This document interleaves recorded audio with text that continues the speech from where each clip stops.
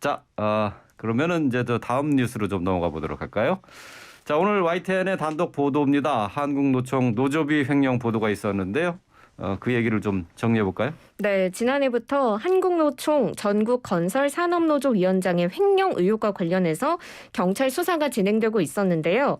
오늘 결정적 증거로 보이는 노조 통장 내역이 확보됐다는 YTN의 단독 보도가 있었습니다. 통장에서 같은 날에 100만 원씩, 적게는 20만 원씩 수차례에 걸쳐서 현금을 인출하는 등 지난 3년 동안 빠져나간 금액만 6억 원이 넘는 것으로 알려져 있습니다. 금액도 굉장히 크기 때문에 보도가 좀 났는데요. 일단 한국노총 전국건설산업노조 어떤 단체인지도 궁금하고 또 이 노조비 횡령 사건이 구체적으로 어떤 사건인지 정리 좀 부탁드릴게요. 예, 전국건설산업노조는 2007년에 조직됐습니다. 그 한국노총 소속 산별 대표조합이고요. 2007년에 결성됐을 당시에는 한 5천 명 정도의 조직원으로 시작을 됐는데 그동안 성장을 거듭해서 지금은 한 8만 명, 조합원이 8만 명 정도에 이른다고 그럽니다. 크네요. 네, 조합비만 해도 매달 억대 3억 원 네. 이상이나 된다고 하고요. 위원장은 진병준 씨인데 조합 시작할 때부터 15년째 위원장 자리를 지키고 있다고 합니다. 지난 2019년에 노조 일부 지부에서 횡령 사건이 있었는데 그러니까 이제 그 일부 지부에서 아니 본부에도 횡령이 있다 하고 막 고소하면서 그 준병준 위원장의 횡령 의혹들이 사실들이 이제 겉으로 드러나기 시작한 것이죠. 말씀하신 대로 이런저런 횡령액이 벌써 그 액수만 해도 그 3년 동안 계속되어 왔으니까 3억 원 넘게 진행이 됐다. 토탈 6억 원 정도 된다라고 하는 지금 분석도 있고요. 그래서 지금 경찰 수사가 진행 중인 상황입니다. 네.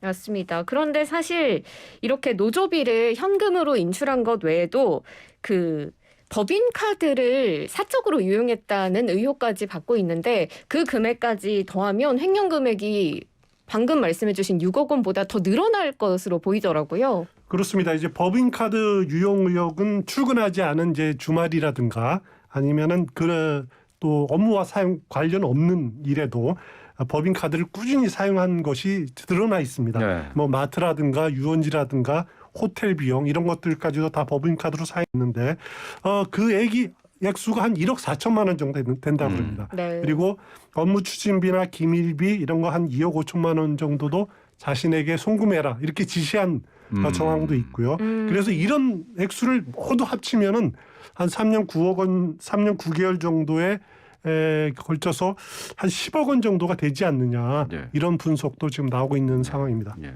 지금 수사는 진행 중인 거죠, 지금? 네, 그렇습니다. 일단은 충남경찰청 반부패 경제범죄수사대에서 현재 고소장을 접수하고 업무상 횡령 등의 혐의로 수사를 이어가고 있는데요.